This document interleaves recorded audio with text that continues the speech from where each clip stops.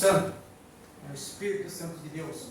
Ele tem uma grande influência, principalmente nessa hora, onde nós estamos aqui para ouvir a palavra de Deus, nós estamos aqui para a palavra de Deus, e que ela realmente venha a alcançar, que é o propósito da palavra, é alcançar o coração de todos. Vamos estar abrindo a nossa Bíblia em Romanos capítulo 12, carta do apóstolo Paulo aos Romanos capítulo 12. Minha corrigida fiel, mas o entendimento melhor. Se que irmão queira mudar ali,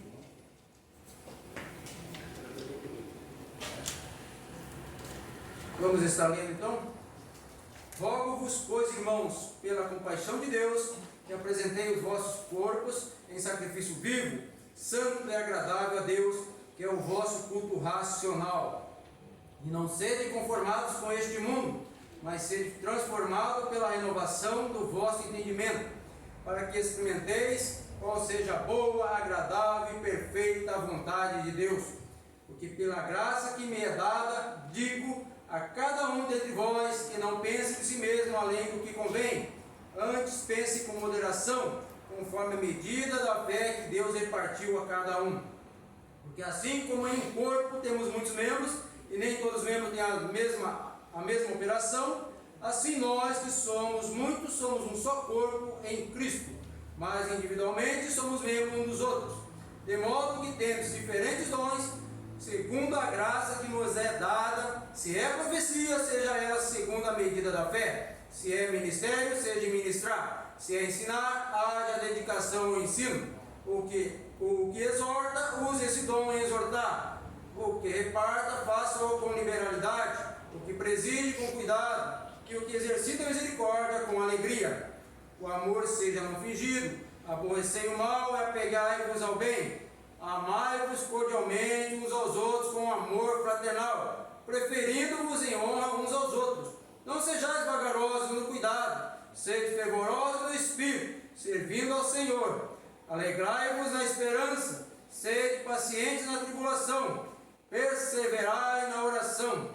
Comunicai com os santos nas suas necessidades, segui a hospitalidade, abençoai aos que vos perseguem, abençoai e não amaldiçoeis. Alegrai-vos com os que se alegram, e chorai com os que choram. Sede unânimes entre vós, não ambicioneis coisas altas, mas acomodai-vos às humildes. Não sejais sábios em vós mesmos, a ninguém torneis mal por mal. Procurai as coisas honestas perante todos os homens. Se for possível, quando estiver em vós, tende paz com todos os homens. Não vos vinguei a vós mesmos, amados, mas dai lugar à ira. Porque está escrito, minha é a vingança, e eu recompensarei, diz o Senhor. Portanto, se teu inimigo tiver fome, dá-lhe de comer, se tiver sede, dá-lhe de beber. Porque fazendo isso, amontoarás brasa de fogo sobre sua cabeça. Não te deixe vencer do mal, mas vence o mal com o bem. O irmão pode se assentar.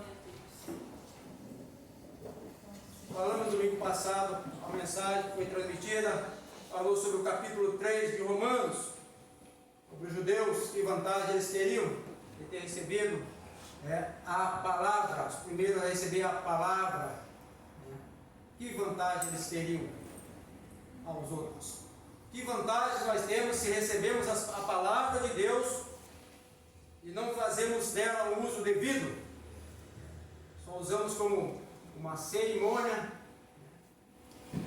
ou como um ritual, ou uma prática para vir à igreja, para dizermos que somos filhos de Deus, para dizer que somos cristãos. Que vantagem teremos? Qual é a vantagem disso?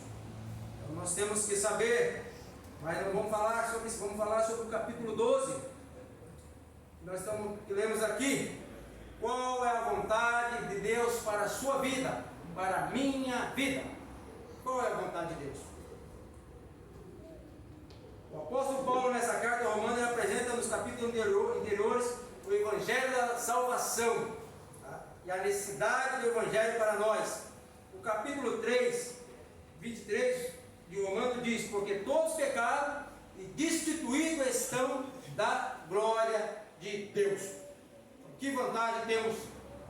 todos pecaram, estão destituídos da glória de Deus.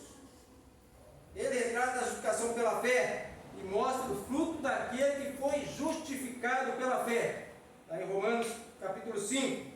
Ele fala da maravilhosa graça que nos alcança, nos dando vida e tirando todo o domínio do pecado. Capítulo 6. Ele retrata o conflito que temos após a conversão. Lá em Romanos 7. E mostra a grande obra do Espírito Santo, nos dando segurança da salvação. Ele mostra o passado de Israel, sua escolha soberana, divina. Ele retrata o presente doloroso e o futuro glorioso. Lá em Romanos 8, 18. E agora aqui no capítulo 12, o apóstolo Paulo, ele vem aplicando toda essa doutrina que ele já havia passado, ao qual diz respeito à nossa salvação, que implica o nosso relacionamento com Deus. Como está o teu relacionamento com Deus? Como está? Como será que está o meu relacionamento com Deus? Vamos refletir só sobre os versos 1 e 2. Rogo-vos, pois, irmãos, pela compaixão de Deus, que apresentei os vossos corpos em sacrifício vivo, santo e agradável a Deus, que é o vosso culto racional. E não sede conformado com este mundo, mas sede transformado pela renovação do vosso entendimento, para que experimenteis qual seja a boa, agradável e perfeita vontade de Deus. Estamos muitos anos no convívio da igreja e talvez não experimentamos ou não participamos ainda da vontade de Deus. Por isso precisamos saber realmente qual é a vontade de Deus para a nossa vida. Você, meu irmão, minha irmã, será que temos buscado a compreender a vontade de Deus e aplicado em nossa vida, para que possamos fazer parte da obra da salvação? É necessário entender e aplicar, participar. É necessário. É isso que o apóstolo Paulo faz, não só aqui no capítulo 12, como nos demais capítulos posteriores, após declarar a doutrina da salvação e agora mostrar como ser aplicada em nossas vidas. Será que sabemos qual é o projeto real, específico da vontade de Deus para a nossa vida? Será que o tempo que temos de crente, será que sabemos qual é o projeto real, específico da vontade de Deus para a nossa vida?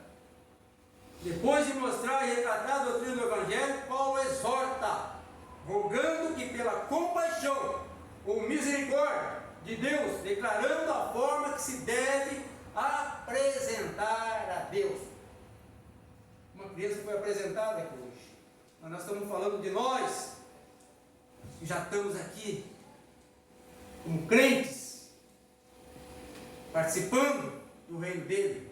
De que forma devemos se apresentar a Deus? Pela compaixão de Deus, ou pela misericórdia. Nós lemos ali no versículo 1, indica aqui a razão pela qual deveriam fazer e também devemos fazer. Tão grande foi a misericórdia de Deus, tão grande foi a misericórdia de Deus para conosco. E isso leva a uma razão pela qual devemos apresentar nossos corpos como sacrifício vivo, santo e agradável a Ele. Há uma razão, Não é à toa que nós estamos aqui. Há uma razão de estarmos aqui. Há uma razão de nos apresentarmos a Ele, de glorificar o Seu nome. Apresentar aqui não é só apresentar aqui neste momento no culto das quarta-feira, no culto do domingo. Não, mas é o teu viver diário, é o meu viver diário, meus irmãos. Isso é se apresentar a Deus. À medida que nos apresentamos a Deus como ressurreto, buscamos a santidade dEle e fazemos tudo no dia a dia como forma aceitável a Ele. Todo esse serviço já é um culto racional. Culto racional. Primeiramente, nosso culto racional individual. Individual.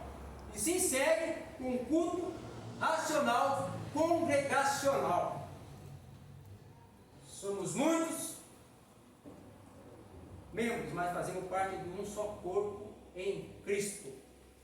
Então precisamos ter esse culto também racional, congregacional.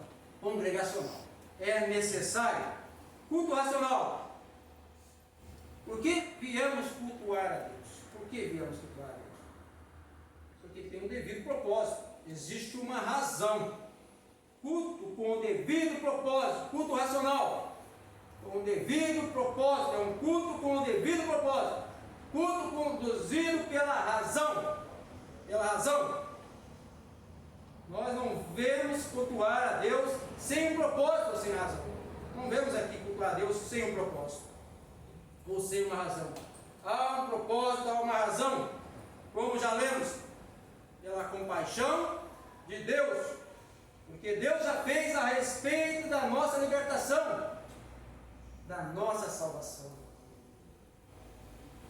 Paulo diz que o nosso corpo deve ser oferecido como sacrifício vivo a Deus, pelo qual indica que não somos nossos,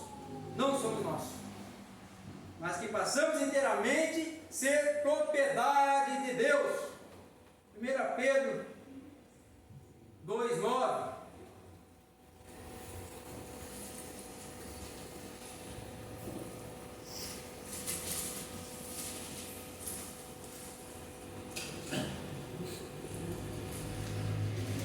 Pedro 2,9 diz assim: mas vós sois geração eleita, o sacerdócio real, a nação santa, o povo adquirido, para que anuncieis a virtude daquele que vos chamou das trevas para a sua maravilhosa luz. Vós sois a geração eleita, o sacerdócio real, a nação santa, o povo adquirido. Somos propriedade dele. Ele nos escolheu, nos adquiriu. Somos propriedade do Senhor. Quando achamos que nos mandamos, querendo ser dele, achando que nos mandamos, estamos pensando totalmente errado, fora da sua vontade. Se somos propriedade de Deus, por que não fazemos a sua vontade? Por que a igreja de hoje não faz a sua vontade, a vontade de Deus? Samuel foi entregue a Deus pela sua mãe, como uma oferta de agradecimento. Ela não orou a Deus por um filho, para que Deus lhe desse um filho, mas ela fez uma promessa de dar todos os dias da vida de Samuel a Deus, ao Senhor. E assim, ela não tinha mais poder sobre Samuel, ele ficou pertencendo ao Senhor. A quem você pertence? A quem será que eu pertenço? A quem nós pertencemos como igreja?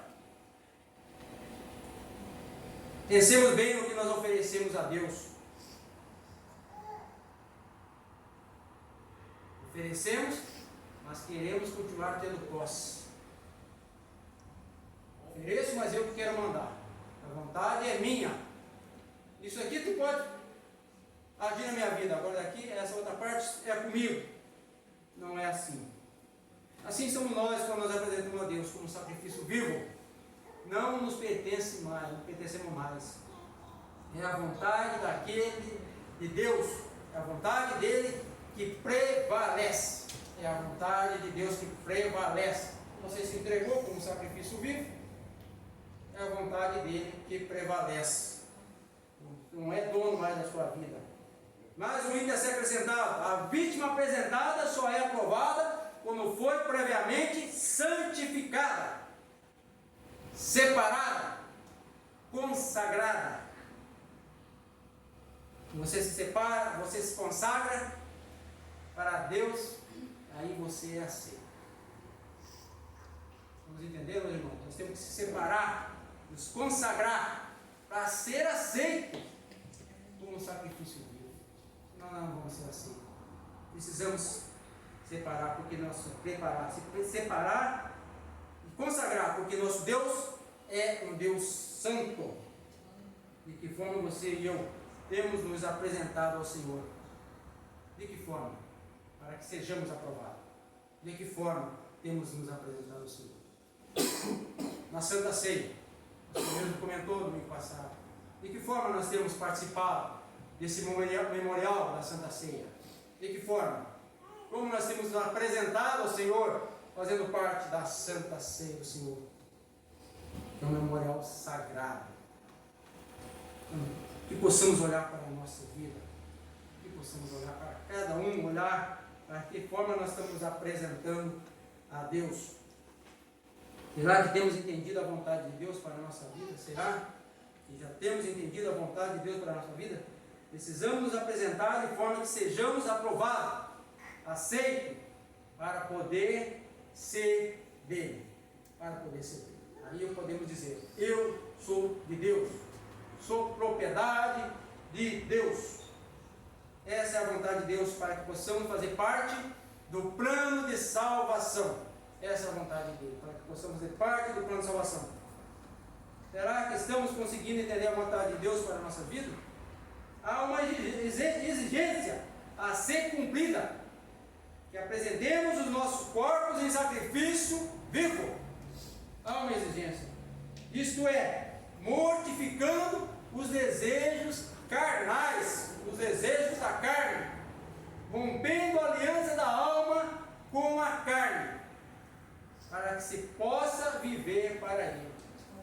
Para que se possa viver para Ele. Romper essa aliança com a carne, os desejos carnais, os desejos deste mundo. Sacrifício vivo, mas santo. Se apresentar como sacrifício vivo, santo. Santo, uma das principais características do sacrifício a que somos convidados. Santo aqui nesse texto significa corretamente, sem defeito, sem mancha. Como você tem se apresentado ao Senhor? Os judeus foram expressamente proibidos de oferecer o que era manco, cego ou deformado. Se oferecido sem nenhuma desses defeitos, era considerado santo, ou seja, adequadamente separado ou consagrado a Deus. Mas não tem como se apresentar, nós somos pecadores. Como é que me apresentar sem uma mancha, faltando um pedaço da minha vida? Como se apresentar? A palavra está dizendo, a palavra exige como a gente tem que se apresentar, de forma santa e agradável a Deus. Da mesma forma, meus irmãos, devemos ser separados, ou seja, nos consagrar verdadeiramente a Deus. Precisamos nos consagrar verdadeiramente a Deus. Qual é a maneira então aceitável a Deus? Salmo 51, 17. Salmo 51, 17. Diz assim: os sacrifícios para Deus são o espírito quebrantado, a um coração quebrantado e contrito, não desprezará, ó Deus. Não, Deus não desprezará, quer dizer que Ele se agrada. Ele se agrada.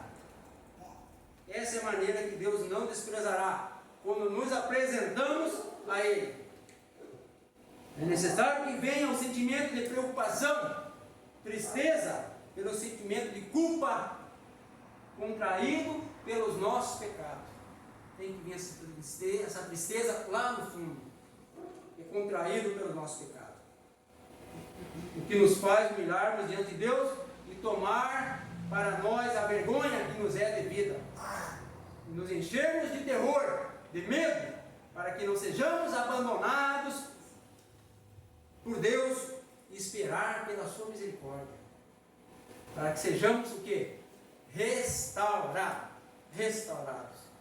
Essa é a maneira aceitável a Deus. É a maneira aceitável a Deus.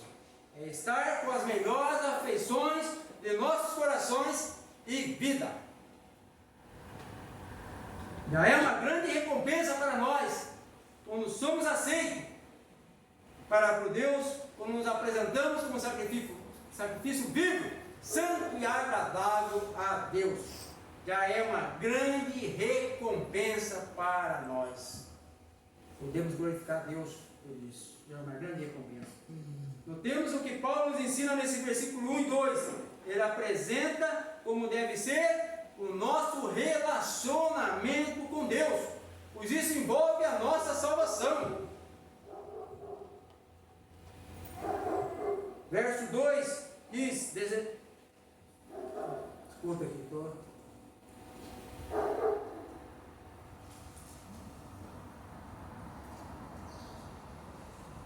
diz assim: e não sedes conformados com esse mundo, mas sedes transformados pela renovação da vossa mente, do vosso entendimento, para que experimenteis qual seja a boa, agradável e perfeita vontade de Deus. Paulo nos ensina que devemos ser o que então? Inconformados, não ser conformados, né? Inconformados, não sermos conformados, ser inconformados com este mundo. Quando somos inconformados com este mundo? Será o quanto somos realmente inconformados como igreja de Deus, como igreja de Cristo? O quanto somos inconformados com este mundo? Ou nós estamos cedendo, abrindo brechas? Paulo segue nos conduzindo à vontade de Deus. E não seja conformado com este mundo, essa é a vontade de Deus, meus irmãos. E não sejam conformados com este mundo, essa é a vontade de Deus. O termo mundo tem vários significados, mas aqui significa os sentimentos e a moral dos homens, ao qual, não sem justa causa, ele nos proíbe de nos conformar. Nós sabemos como é que é o caráter do mundo. Nós sabemos quais são os sentimentos do mundo. Nós não podemos nos envolver, aceitar isso para nós. Não podemos aceitar. Os servos de Deus não. O mundo tem uma ética, o mundo tem uma cosmovisão, uma maneira de ver. O mundo tem uma forma. O mundo tem valores absolutos. Não tem. O mundo não tem valores absolutos. Valores perfeitos. O mundo não tem esses valores. O que era vergonhoso ontem é aplaudido hoje. O que era errado ontem é aceito como certo hoje. Olhemos para a nossa vida, se não é isso que está acontecendo hoje. Será que nós estamos aplaudindo, aceitando como certas coisas que não deveriam ser aceitas e trazendo para dentro da casa do Senhor, trazendo para as nossas vidas? Por isso o apóstolo Paulo nos adverte: não se conforme com isso, não se molde a esse padrão, não deixe que isso venha formatar a tua mente, a tua cabeça. Não deixemos que a igreja se torne como o mundo. Não deixemos que a igreja se torne como o mundo. Não seja conformado, mas ao mesmo tempo, Paulo diz, sede transformado. Não seja conformado, mas precisa ser transformado. Eu não aceito aquilo lá, mas você não se transforma. Não há uma transformação. É preciso haver uma transformação, uma mudança. Mas ser transformado é transfigurar, mudar, ter uma forma nova, um novo conceito de vida, um novo conceito de pensar. Isso é ser transformado. Ele pede que sejamos transformados em novidade de espírito, de dentro para fora, não é na aparência. Mas seja transformado pela renovação do vosso entendimento, da vossa mente. Não é apenas a carne, ou a parte inferior da alma, que é a parte apetitiva, desejos carnais, nossos desejos carnais, não, mas da mente, que é a parte mais excelente de nós. A renovação começa por aqui, pelo entendimento, pela nossa mente.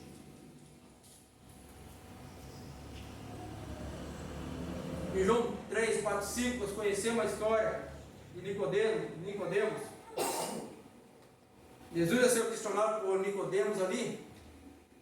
Como o homem podia nascer de novo, sendo velho? Jesus responde para ele: na verdade, digo que aquele que não nascer da água e do Espírito não pode entrar no reino de Deus. Você já nasceu da água e do Espírito? Possamos refletir nisso. Se já nascemos da água e do Espírito. Nascer da água é a operação do Espírito Santo, não é o batismo. É a operação do Espírito Santo em nossas vidas. Nascer do Espírito é nascer de dentro para fora. Mudança interna que leva à mudança externa. Uma transformação interna da mente interna que leva à mudança externa da nossa vida, do nosso modo de viver. E ele segue dizendo: para qual razão toda essa mudança? Existe uma mudança para que experimenteis qual seja boa, agradável e perfeita vontade de Deus. Precisa mudar. Precisa haver uma mudança na nossa vida, na vida da igreja, para que possa experimentar qual seja boa, agradável e perfeita vontade de Deus. Aqui se tem um propósito para o qual devemos nos colocar em uma nova mente, nos tornar um novo homem, passar por um novo nascimento. Experimentar aqui não é só o sentido de provar e não querer mais. Muitos experimentam e não querem mais, querem viver a sua própria vontade. Mas quem experimenta a boa, agradável e perfeita vontade de Deus, não se deixa levar mais pela sua própria vontade. Não se deixa levar mais pela sua própria vontade. Experimentar então é dizer o que? A Deus, a sua vontade. É abandonar os nossos próprios desejos, os nossos próprios conselhos e os conselhos de outros, podendo estar atento à única vontade que é de Deus, cujo conhecimento é a verdadeira sabedoria.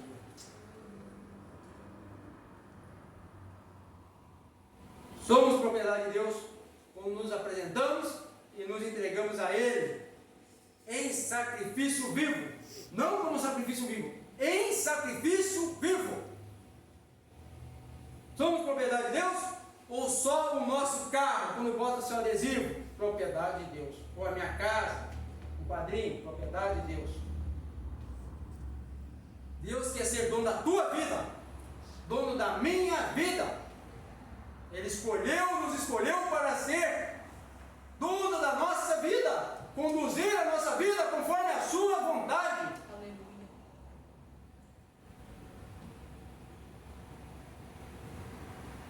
Se você é um escolhido de Deus, você é propriedade de Deus. Precisa entender isso. Precisa entender a vontade de Deus, aceitar a vontade de Deus, não questionar a vontade de Deus, não dar ouvido à vontade de Deus.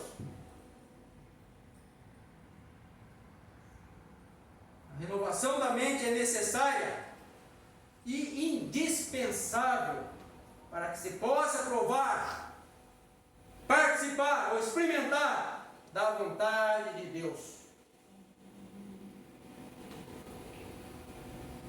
Se eu não buscar uma renovação da mente, não podemos experimentar, participar dessa boa, agradável e perfeita vontade de Deus.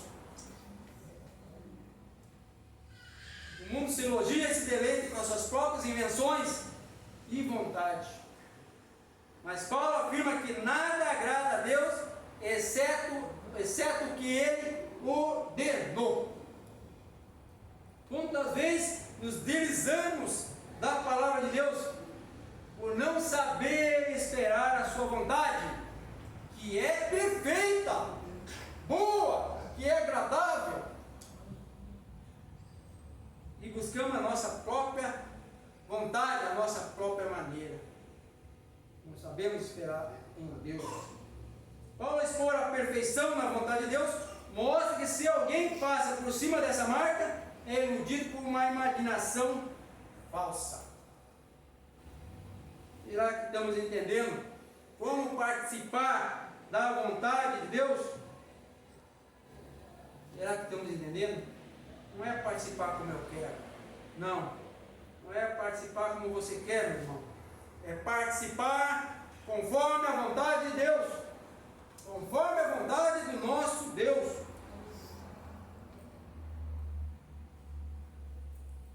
Participar da vontade de Deus é consequência do estilo de vida alcançado. Quando temos nosso corpo consagrado, a nossa mente transformada, quando nos apresentamos, quando somos transformados, se dá a entender automaticamente que é tirado todas as vendas dos nossos olhos. Nós começamos a enxergar com os olhos espirituais. A igreja precisa voltar a enxergar com os olhos espirituais. Ser tirada essa venda. E Deus nos diz assim, quando Ele abre nossos olhos: a minha vontade para você é essa. A minha vontade para você, fulano, é essa. A minha vontade para você, ciclano, é essa. Não é a nossa vontade. Não sabe qual é a vontade de Deus para a tua vida ainda? Se apresente a Ele de forma correta, a qual Ele exige. Então participará da vontade de Deus, que é boa, agradável e perfeita. Quanto mais perto de Deus ficamos, melhor nós percebemos a sua vontade. Quanto mais longe de Deus nós ficamos, mais a nossa mente o quê? Fica confusa para entendermos qual é a vontade de Deus. A igreja de hoje, ela está confusa, porque está longe de Deus. Ela vem do templo, mas ao mesmo tempo ela está longe de Deus. E ela está confusa. Quantas coisas ruins acontecem na nossa vida e dizemos, era a vontade de Deus. Muitas vezes não temos êxito em alguma coisa que vamos fazer, ou fizemos. Alguém diz, era a vontade de Deus. Pensando assim, a vontade de Deus parece só ruim. Mas que Deus é esse? Tudo que acontece de ruim é a vontade de Deus para a sua vida. Mas a palavra de Deus diz que a vontade de Deus é o quê? Boa, agradável e perfeita. Essa é a vontade do nosso Deus. Boa ou bom, quer dizer, aceitável. Aquilo que é bom é a vontade de Deus. Tudo que promove a honra de Deus, todas as vontades de Deus são boas para com os seus. Toda a vontade dele é boa para conosco. Precisamos aceitar, entender e participar da sua vontade. Agradável, que satisfaz aquilo que se aprova, que é certo para as nossas vidas, que é suficiente, não é preciso buscar lá fora. É suficiente a vontade dele para nós. É boa, agradável, é perfeita. Perfeita, aquilo que tem todas as suas partes completas, que não é desproporcional, o que é realizado em todas as circunstâncias e reações da vida. Mesmo em circunstâncias tão difíceis, meus irmãos, a vontade de Deus para nós é perfeita. A vontade de Deus para nós é perfeita. O plano de Deus é perfeito para a nossa vida. A vontade de Deus para a nossa vida é boa. Deus é Pai, Deus é misericordioso, Deus é bom. Deus tem o melhor para mim, tem o melhor para você. Portanto, quanto mais nós andamos com Deus, quanto mais nos apresentarmos a Ele em sacrifício vivo, santo, agradável, quanto mais nos deleitarmos no Senhor, mais vamos o quê? Experimentar, participar, qual seja a boa, agradável e perfeita vontade de Deus para nossas vidas. É preciso se deleitar, é preciso se apresentar de maneira correta. Possamos nos apresentar e aceitar a vontade de Deus. Deus quer que você e eu sejamos parecidos com Jesus. Ele é o varão perfeito. Deus quer que sejamos o quê? Transformados de glória em glória, meus irmãos.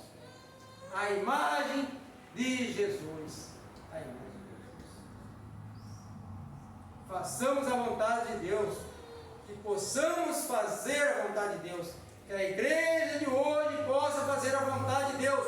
Ou corremos grande risco de vida. Ou corremos grande risco de vida. A igreja de hoje, ela corre grande risco de vida. Se não se apresentar de forma aceitável a Deus. Se não aceitar a vontade de Deus para a sua vida.